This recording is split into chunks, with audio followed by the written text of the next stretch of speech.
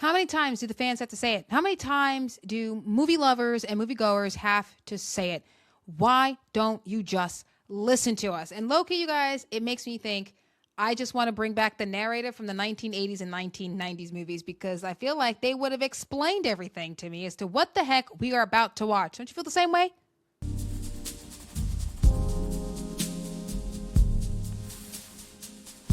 All right, you guys, welcome back to the podcast of Archie's Briefings. I'm your host, Arshel Branch. Of course, take the time to subscribe to the channel if you haven't already. Hit that notification bell so that way you guys are always up to date when episodes are coming out. Remember, I only podcast twice a week, okay? Tuesdays and Thursdays, because your girl does, in fact, have a day job. And if you want to support the show, of course, share the video, like the video, get into the comment sections. You can also support the show by cash apping me at #Arshel Branch. Now, before I go on into this, one can call it a deep dive if you would, about why this movie and what do I mean about bringing back the narrator, right? Before I go ahead and I get into that deep dive, I just want to let you guys know that I'm kind of over following the algorithm. You know, it's telling me what I shouldn't say, what I should say, and not so much say or shouldn't say, but what I should talk about. Or, Charlotte, if you want to get the views, you got to talk about this subject, that subject, this subject. It's like a low-key, I'm interested in these things, but there are other things that I want to speak to. And then over the weekend, I didn't talk about it in this previous episode. I kind of alluded to talking more about entertainment because that was Tuesday's episode, but really getting into some of the other things that I'm interested in. You guys know I've talked about it on this channel. I'm trained to be a writer, and that's what I did. That's literally what I've been planning for a decade. I wanted to be a Broadway playwright. I wanted to get my movies into Hollywood and to get my movies up on the television shows, like on television screens. Like that's what I wanted to do. And then you find out about the horrors and evils of the elite in Hollywood, and dreams were, nearly murdered because now there are other opportunities and other outlets, of course. But low-key, like that's what I was trained to do. And it's just bothersome at this point. And I can't sit back anymore. I'm really sick of it. I'm so sick and tired of it at this point. And the movie that I'm talking to you guys today about is this movie, The Drama, okay, with Zendaya and Robert Pattinson, okay? It's pissing me off, okay? It's really pissing me off that I couldn't stay silent anymore. I'm like, through the destruction of Lord of the Rings with Rings of Power, the 10-year destruction of Star Trek, now I got to contend with the fact that we're getting movies that trailers are not being honest about what the hell these movies are going to be. And this is just another movie that actually, is doing that. And they're furious, okay, that there's controversy around this movie. Now, let me go ahead and give you guys some details. Spoiler alert. So, if you guys are interested in seeing this movie, click off right now, but don't do it without first subscribing to the channel and hitting the notification bell, okay, and sharing the video. So, spoiler alert, if you want to watch The Drama with Zendaya, click off right now, okay? Try to stick with me to the end of the episode, of course. Okay, so pretty much this movie, The Drama, depicts in the trailer as a couple very much young and in love and looking like they're planning their wedding. They look like everything is going to be really well. And then one day when she's having, it looks like a lunch with her fiance, played by Robert Pattinson, and her friends, they start asking each other this question, well, what's the worst thing you've ever done? And she confesses that the worst thing she'd ever done was plan a school shooting. That's what happens. So in the trailer, it suggests that because of something that was said there, that there's now this conflict. The trailer has you left asking this one question. What is the problem here? Like, what's the drama? Clearly, something happened to not even be sure if you want to marry the girl anymore. Like, what the hell could she have said had been so bad that she and you both look unhappy in your wedding pictures? Like, you're left asking that question when you finish watching the trailer. But then you go to the movie, and the question that you're asking is not, well, what's the drama, obviously? Well, do they stay together after such a confession? But now, why couldn't you ask that question in the trailer? Because we go to the movie because that question gets asked and because it's Zendaya and freaking Edward from Twilight. This is why we go to the movie. And you could have said that. Why couldn't you trust the audience enough with that information? Because guess what? Now there's controversy because you didn't say something, okay? Now, there are some debates about whether or not that the writer himself should have even touched the subject. A survivor of a violent act can't write about said violent act. What country are you living in? That's retarded. That's retarded. If the writer wants to write it, he should be able to write it. That's not the problem. The problem is the movie trailer didn't disclose that's what the the subject was about. So before I go any further, you guys, let me pull up an article. This one particularly is from NBC. I know we don't like them, but this ain't about politics. This is literally about the controversy surrounding this movie. So I'm going to go ahead And I'm gonna I'm gonna pull this up. I apologize for the glare coming from my laptop. I just want to be able to read it without, having to go to the side. Okay, I don't really want to do that, but because I'm reading, so I don't want to do that. But here it is. Okay, this is the story from NBC here. Look, you see this right here? Look at this. This is what the gun activists Instagram, they're called March for Our Lives, right? The warning label, the drama, content warning. This film includes themes of a school shooting. We don't want to spoil the movie, but we have to.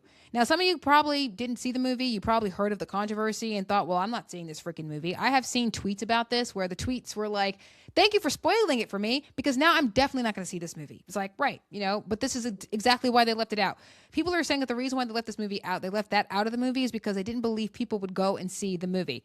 And I think that's just ridiculous. Okay, so the movie, which is being released in North American theaters on Friday, this passing Friday, follows soon-to-be newlyweds Emma and Charlie, played by Zendaya and Robert, who grapple with how to proceed with their upcoming nuptials after the bride-to-be confesses the worst thing she's ever done, plan a school shooting as a teenager. While she didn't go through with it, it's a very big thing to note, okay? She didn't go through with it. And the film does not show any actual gun violence. Okay, so the character didn't go through with it, and there's no actual gun violence in this movie. Some scenes feature flashbacks of a younger version of Emma, played by Zendaya, of course, who appears fascinated with her father's rifle and is seen filming a shooter's confessional video while planning the massacre. Now, here's the thing. If you guys are conservative, you probably didn't want to see this movie at all. But then, again, none of this is made clear in the trailer that she was even trying to do that, right? Because every time they make a movie about gun violence, it's always, we got to do something about guns. And we're 2A people. We're not giving up our guns. And so now that we know clearly this is a movie about, gun violence. That's what this movie is. Clearly, that's what this is. With a subject this serious, especially in the United States, that conversation cannot begin and end on screen. March for Our Lives, a youth-driven organization first created by students who survived the mass shooting of Marjorie Stoneman Douglas High School in Parkland, Florida, wrote an Instagram post on Thursday. It has to carry through in how the film is presented, meaning it has to show it in the trailer, and then it also has to be presented in the movie. There are some humorous moments in here, and people thought that was reckless because you can't make light of such a terrible, subject matter. It's like, Joan Rivers literally made jokes about 9/11 and Bin Laden, and we laughed. Now, she got heckled, but them jokes were hilarious. Loved her for it. Okay, so they're allowed to go there. Artists are allowed to go there. Now, I would prefer they didn't use so many, so much gore and sexual graphic content. Like, I think you can, tell a good story without nudity. Okay, I'm sick of it at this point. But yeah, nah.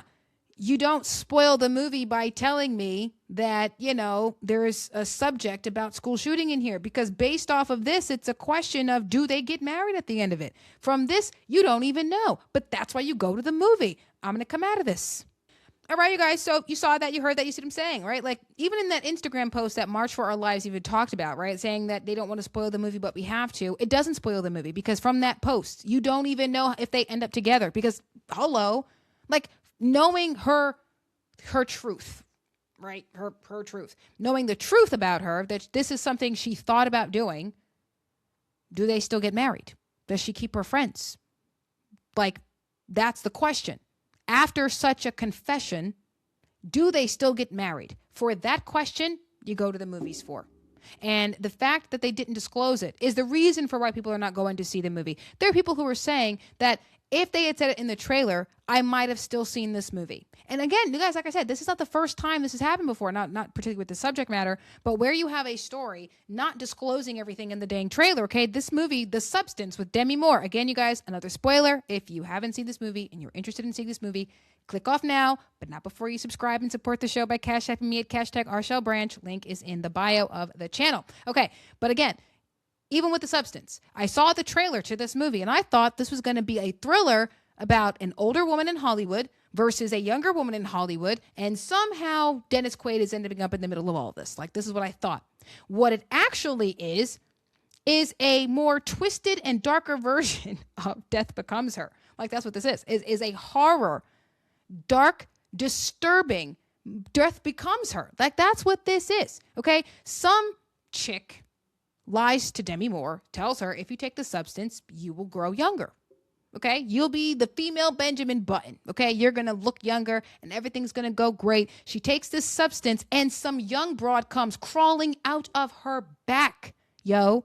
Like, what? She's screaming and hollering. There are scenes where she's clawing at her face so violently. You guys, this movie was so dang disturbing. My brother had to wash out his palate by watching nearly 80 hours of The Golden Girls, okay? Like, that's what happened. Grown men look at this movie like it's disturbing as all hell, okay? And really, the moral of the story is quit while you're ahead. Why? Because it ends with her melting on her own damn Hollywood star. This was disturbing. It was a tragic ending. And nowhere in the trailer did you tell me that that's what this movie was going to be.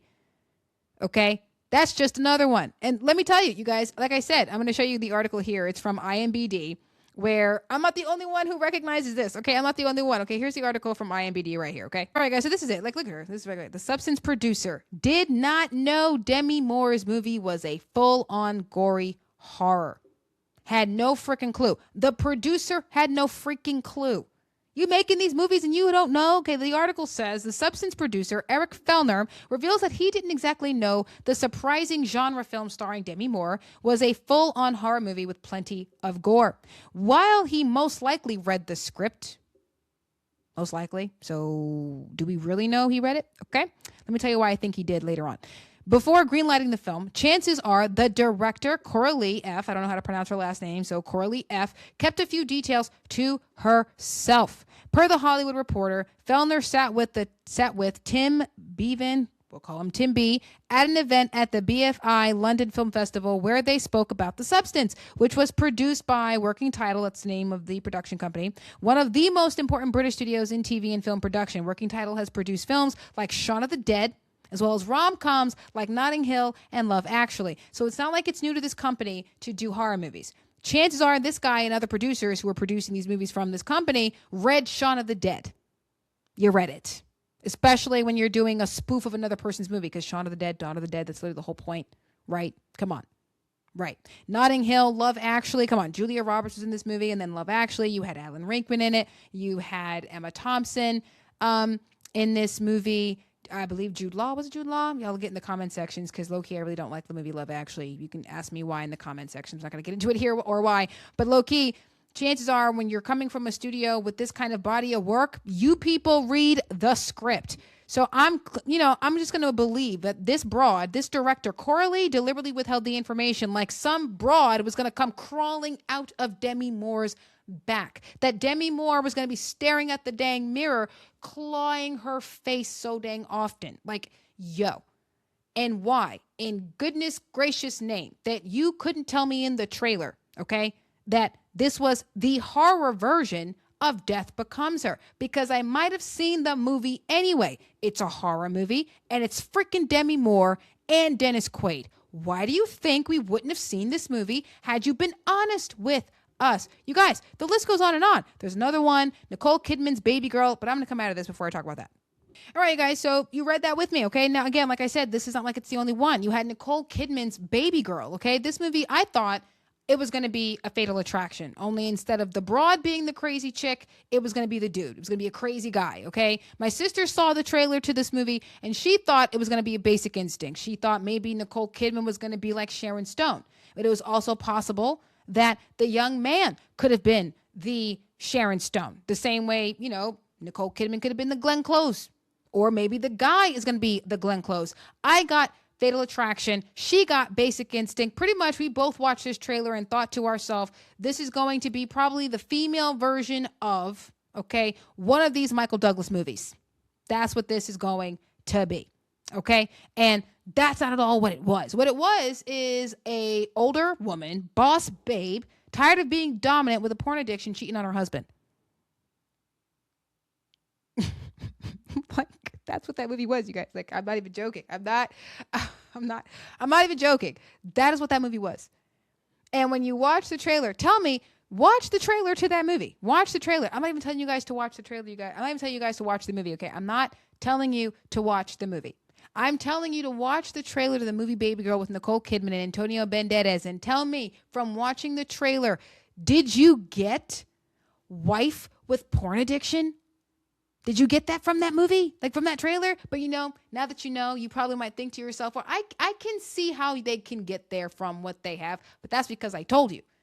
Like, Get in the comments, let me know if you saw the trailer, didn't watch the movie, and now that I tell you what it is, did you really think that's what the movie was going to be? Because low-key, that's how it feels. These people do not trust the audience, and it always comes back to that, right? It always comes back to not trusting the audience, not listening to the audience, not listening to the fans. It always comes back to that. You guys, this is not even just about controversy anymore, okay? Or why we even keep making these types of movies, these dark, disturbing movies, because all three of these movies are dark and disturbing, okay? From Zendaya's The Drama to Demi Moore's The Substance to Nicole Kidman's Baby Girl. Every single last one of these movies are dark, disturbing, dramatic in a bunch of different ways. And what they also have in common, everybody wants to withhold details.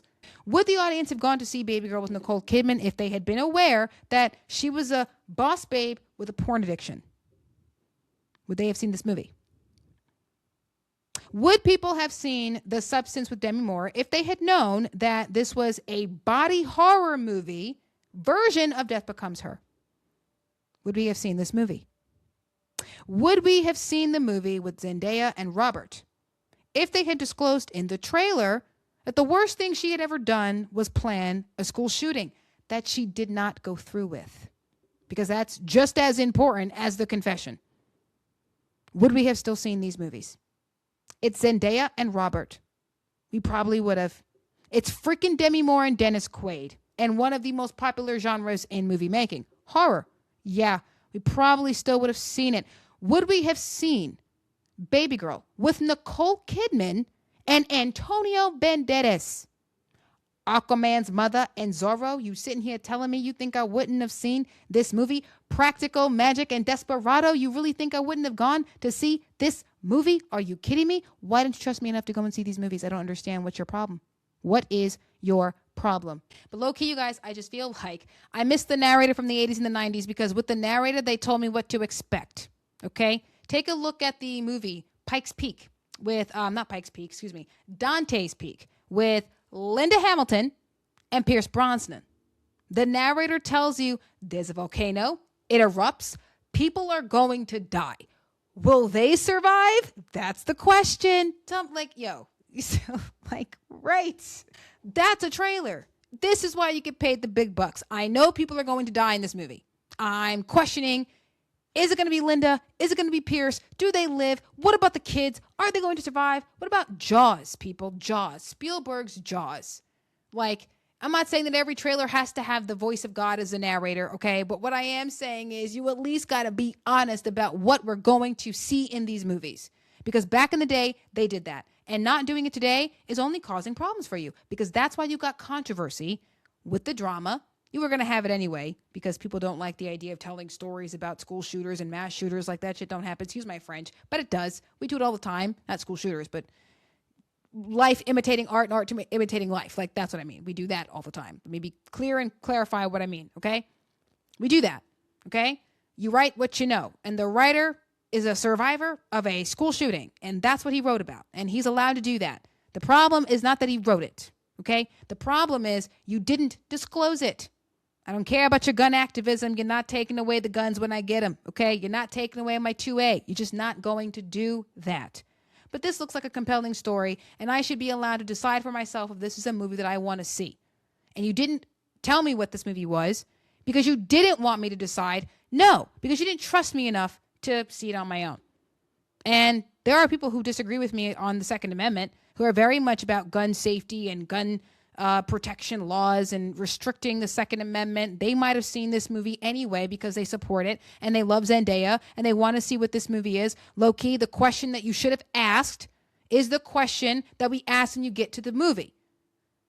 Do they get married after such a confession? That is the question you should have asked. And had they do this with all of the movies, ask the question that the question leaves you asking, then we go to find out if they end up with a happy ending or not.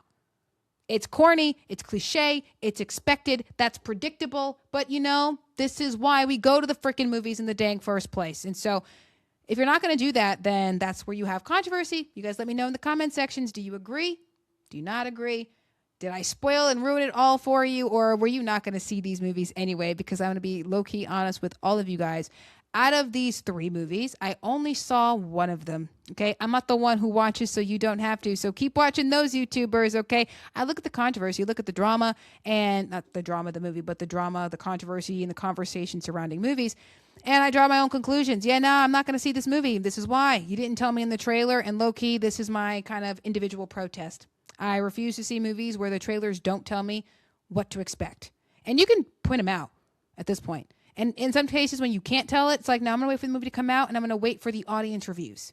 Because if the audience tells me that there was a twist that they didn't expect, that was not hinted, then I'm going to think it's lazy. I'm going to think it's lazy, and I'm just not going to see it. So that's just me. I'm not trying to get a collectivist movement going on here. What I am saying is, don't watch me because I watch because you don't have to. Okay? No, I'm not one of those people. I'm simply saying I refuse to watch it. After Baby Girl, I was done. And I'm feeling like I was right to be done. Let me know in the comment section. Subscribe to the channel if you haven't already. Of course, hit the notification bell so that way you guys are always up to date when new episodes are coming out. You can like this video, share this video, definitely get into the comment sections. Support the show by Cash Apping me at #RShellBranch. The link to the Cash App is going to be in the bio of the channel. So thanks again for watching. I love you guys so much. I hope you like what I'm doing with this channel because it was time to embrace everything that I love, and it was time to just do it, you guys. It was just time. I had to. I love movies, and they're botching them.